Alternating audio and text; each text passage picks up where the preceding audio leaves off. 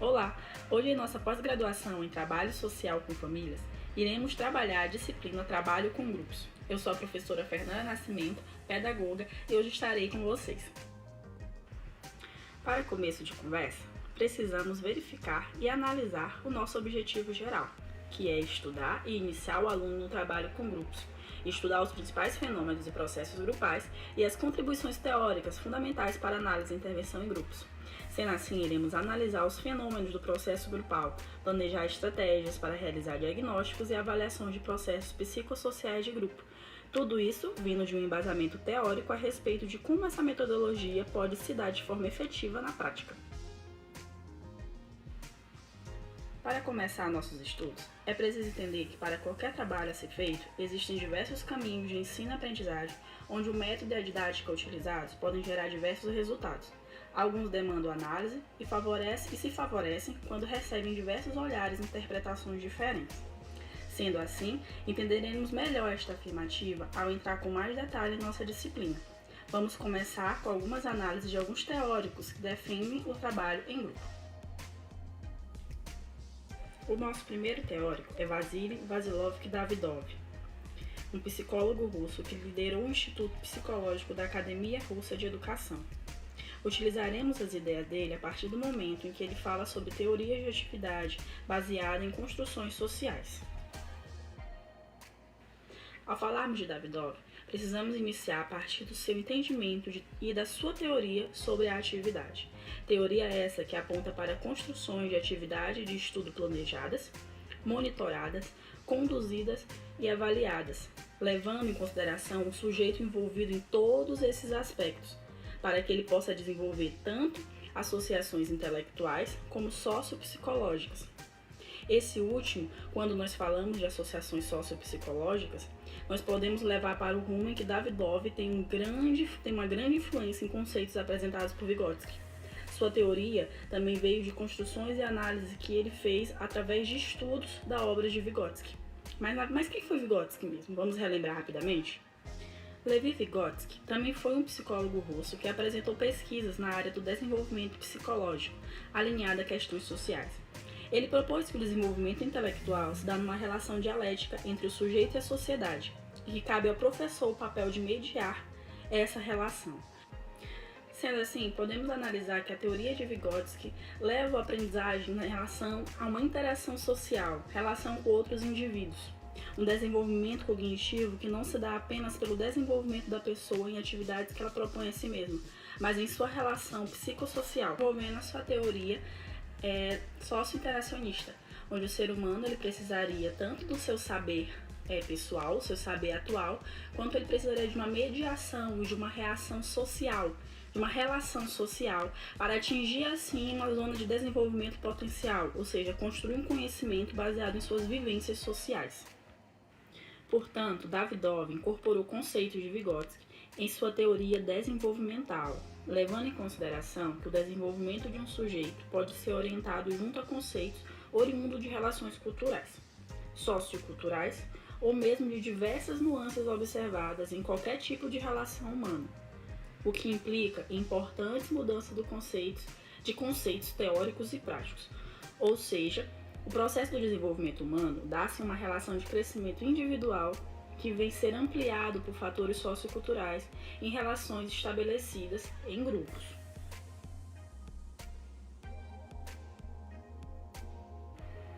Bom, até agora utilizamos vários conceitos a respeito das relações sociais em grupo. Mas como podemos relacionar tudo isso com a atividade do trabalho em grupo mais especificamente? Bom, desenvolver relações humanas em grupo significa criar um novo ambiente psicossocial, que precisa ser equilibrado e saudável para que conflitos sejam resolvidos e ideias possam ser aprimoradas. Um ambiente saudável não necessariamente significa que não existirá conflitos. Existirá sim, porém esses precisam ser trabalhados da melhor forma possível para que o trabalho, mesmo com a existência desses, possa ser feito de forma efetiva.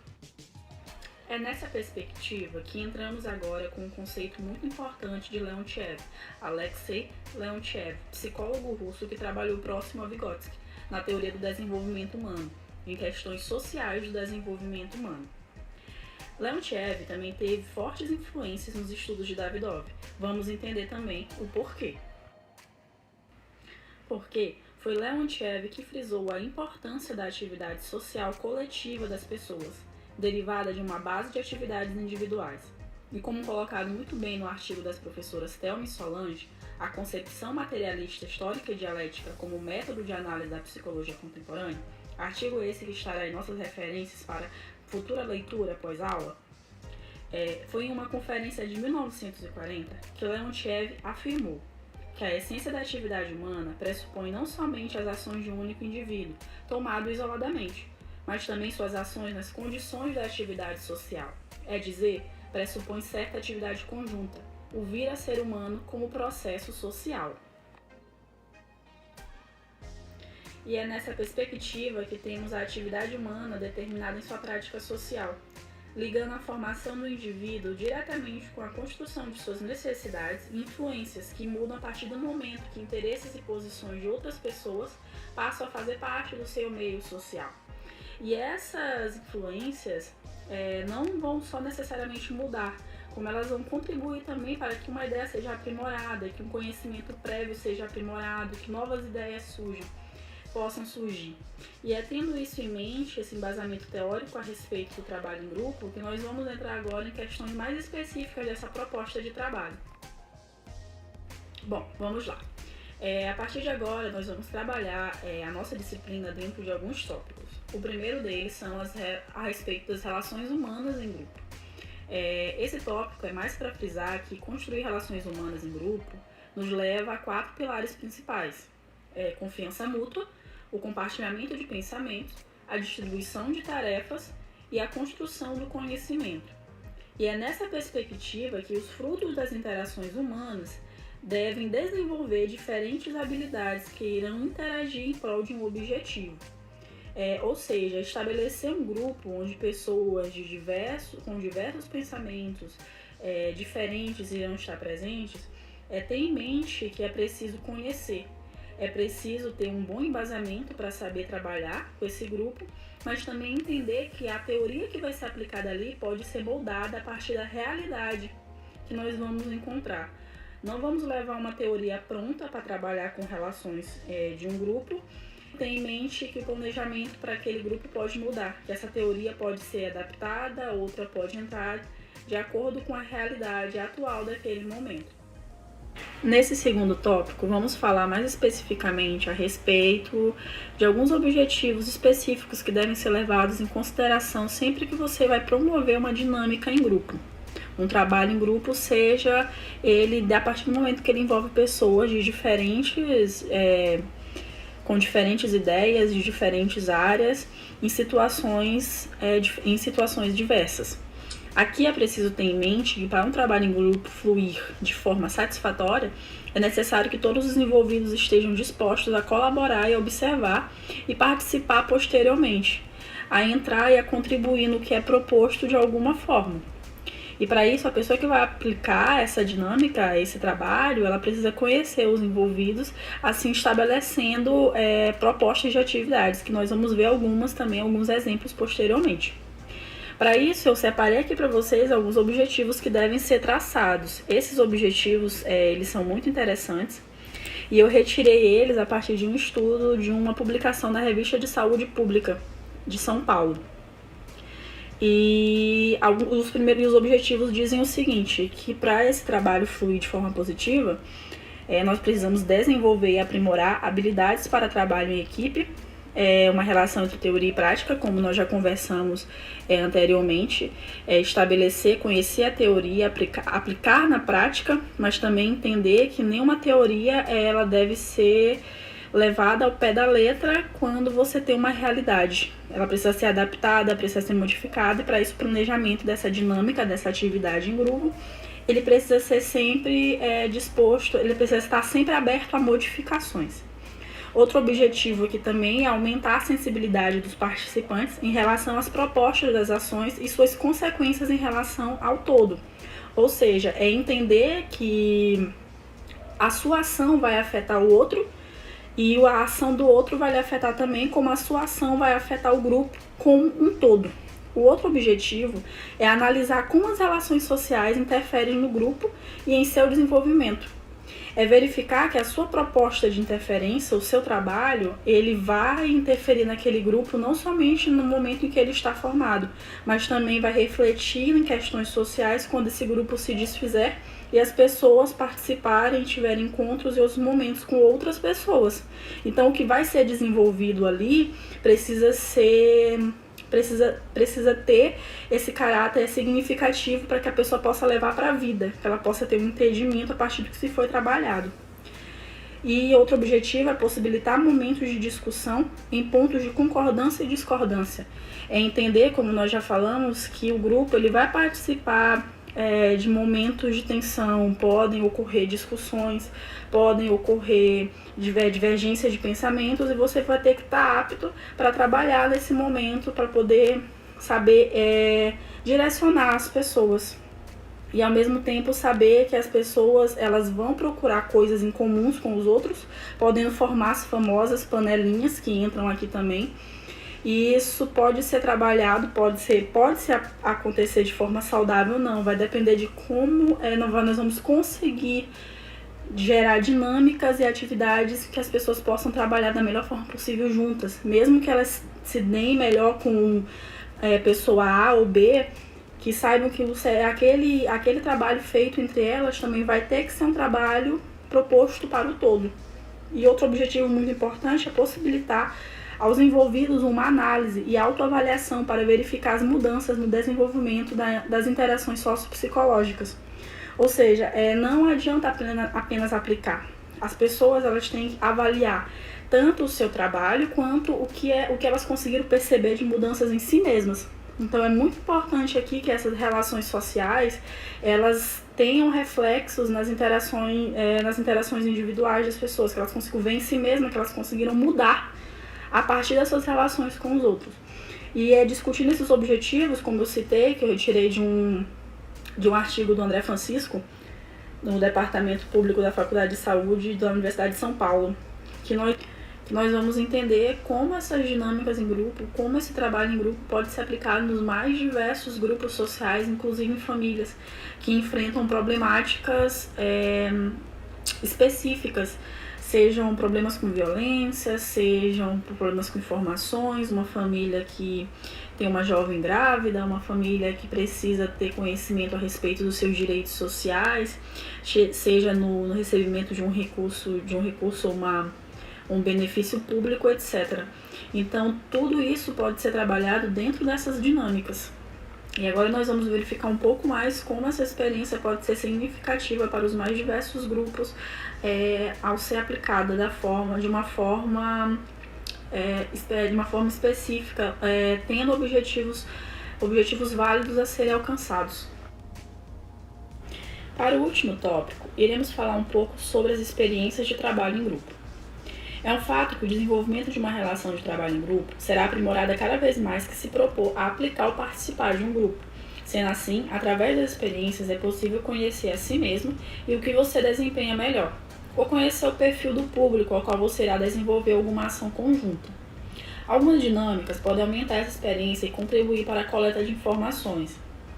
Sendo assim, a gente vai analisar um esquema onde vai mostrar e verificar as fases que essa dinâmica pode propor. E falar e levar em consideração algumas análises. As dinâmicas de formação de grupo, as fases por que se passa essa formação de grupo, dependendo do objetivo a querer se alcançar, o que você vai aplicar, geralmente acaba sendo parecida com dinâmicas em outros ambientes sociais, seja na família, seja no trabalho, escola e assim por diante. Sempre vai partir da formação, da fase inicial em que os integrantes do grupo vão se conhecer. Nessa parte, nós vamos passar por incertezas, desconfianças, teste dos padrões de relacionamento e início da formação de territórios, os grupos que vão querer se formar por alguma semelhança, por se dar melhor, ou por problemas em comum.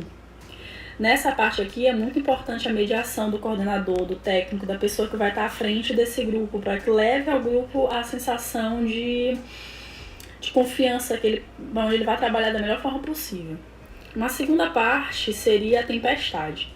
O grupo vai se relacionar de forma desordenada, conflituosa, até que todos aceitem uma liderança ou que todos consigam trabalhar em prol de um objetivo em comum. Essa liderança aqui não necessariamente é uma pessoa que vai se sobressair ao grupo nesse trabalho, nessa relação, mas uma pessoa que vai estar disposta a reunir os dados, a conversar com todos. E essa parte da hostilidade que acontece nesse momento pode se dar também para essa resistência à liderança, a pessoa que está à frente do trabalho que está sendo aplicado, do trabalho social ou em qualquer outro âmbito que esteja sendo aplicado. Então aqui vai ser necessário diálogos, vai ser necessário fazer com que as pessoas entendam o máximo possível que vai ser trabalhado, o objetivo, e que elas vão sair mais esclarecidas. Aí nós iremos partir para a terceira fase, que seria a normatização, onde são determinadas as regras e elas vão elas vão fazer o grupo se identificar. Regras aqui no caso seriam algumas de convivência necessárias, ou os objetivos em comum que pretendem ser atingidos, ou o que vai ser feito para isso, as dinâmicas que vão ser usadas, como o projeto vai fluir, por onde vai se passar, o objetivo geral, o objetivo específico, como que vai se trabalhar, a partir de que momento ele vai ser avaliado, vai ter que ter uma avaliação, a partir do que as pessoas vão apresentar, elas vão se avaliar e vão ser avaliadas também. Partimos então para a performance, que é onde o grupo começa a ter um entendimento, começa a trabalhar de forma efetiva, onde ele vai ter energia, onde ele já vai aprender a superar conflitos, vai dividir responsabilidades, vai aumentar conhecimentos, vai elaborar novos conceitos e vai partir de uma interação mais lapidada, mais específica, até chegarmos ao final de um projeto onde acontece a dissolução, que após atingir os objetivos o grupo se desfaz. Aqui é muito importante que aconteça o que a gente já falou anteriormente, que tudo que vier a ser trabalhado nesse grupo, a atividade proposta para alcançar um determinado objetivo, para se trabalhar um determinado conflito, seja ela no ambiente familiar, por exemplo, ela precisa ser feita de um jeito que, ao chegar neste momento da dissolução, os grupos, por mais que se desfaçam do projeto, ou que não vão trabalhar especificamente com as pessoas que estavam ali naquele momento, eles possam levar ensinamentos para se trabalhar com outros grupos, para que eles possam interiorizar o que foi passado, para que eles possam levar para a vida, para que eles saiam com mais conhecimento esse que eles vão poder aplicar a partir do que eles entenderam da sua autoavaliação. Então esse processo se torna muito importante. Agora, vamos entrar mais especificamente no trabalho com grupos em famílias. Levando em consideração que a intervenção através de trabalhos com grupos também pode ser aplicada em uma perspectiva socioeducativa com famílias através da atuação do assistente social. O trabalho em grupo aqui pode, na verdade, apresentar-se como estratégia para alcançar as demandas da população, inclusive naquela parcela que precisa buscar seus direitos, que participa de programas sociais e que muitas vezes não está presente em reuniões e fica por fora da defesa dos seus direitos. Assim, o membro da família irá perceber que pode lidar com as problemáticas e distribuição das responsabilidades. Logo, famílias que vivem problemas de violência, de qualificação profissional, renda, problemas de relação social, que vêm de convivências prejudiciais, etc. Nesses casos, o trabalho de grupo pode, para essas famílias, potencializar ações junto com o Sistema Único de Assistência Social, o SUAS, ajudando essas pessoas a enfrentar conflitos e buscar direitos, tendo mais segurança e orientação através de informações adquiridas. Bom, para dar mais força e embasamento ao que foi dito anteriormente, eu vou trazer agora uma citação da autora Rosa Lúcia Predes Trindade, a qual teve o seu artigo, cujo título é Desvendando as Determinações Sócio-Históricas do Instrumental Técnico Cooperativo do Serviço Social na Articulação entre Demandas Sociais e Projetos Profissionais, publicado pela revista Temporalis, em dezembro de 2001, da Associação Brasileira de Ensino e Pesquisa de Serviço Social. A referência desse artigo estará no final dessa videoaula para que vocês possam fazer uma leitura posterior. A autora nos traz o seguinte: De forma geral, o trabalho com grupos é incorporado numa perspectiva que visa fortalecer os indivíduos, através da convivência grupal, que lhe proporcionaria um autodesenvolvimento e a possibilidade de se ajustar às normas e valores sociais vigentes. Os influxos advindos da psicologia e da psicanálise motivam o interesse dos assistentes sociais brasileiros pelas técnicas de dinâmica de grupos, já que oferecem suporte para a ajuda psicossocial, tão presente na consecução da prática naquele momento. É necessário, então, que o profissional tenha uma concepção do que é uma relação de trabalho em grupo e que esta tem como base estudos científicos. Por isso fizemos algumas análises no começo dessa aula, para assim conseguir atrelar informações teóricas à prática e ao mesmo tempo buscar novas teorias para novas práticas de acordo com a realidade em que irá se trabalhar. É preciso entender aquele conjunto de pessoas, pois, de acordo com o Ministério do Desenvolvimento Social, é um conjunto restrito de pessoas que são ligadas por tempo e espaço. Elas apresentam de forma mútua diversas articulações, explícitas e implícitas a uma tarefa e a sua finalidade. Logo, nós temos que desenvolver e interpretar diversos mecanismos complexos de distribuição de papéis, onde esse membro da família ele vai ser responsável por algum papel, ele vai precisar ser informado, ele vai precisar agir, então ele vai precisar de um direcionamento para isso. Entendendo que ele vai poder ter sua participação social de uma forma muito mais abrangente, tendo conhecimento dos seus direitos e do que ele pode fazer e de como reagir a determinadas situações. E ele não precisa apenas se limitar a aceitar ou não, mas pode sim também buscar seus direitos e buscar conhecer de outras formas como assegurar o que lhe é devido.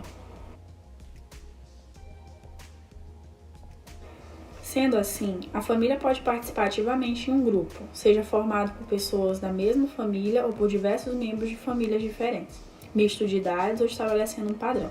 O importante é trabalhar com as condições em que eles vivem no dia a dia, em oficinas com quantitativo de membros adequado, não ultrapassando de 15, tendo entre 7 a 15 participantes de acordo com as orientações do PAIF, pois cada um precisa perceber que será escutado em seu espaço de fala.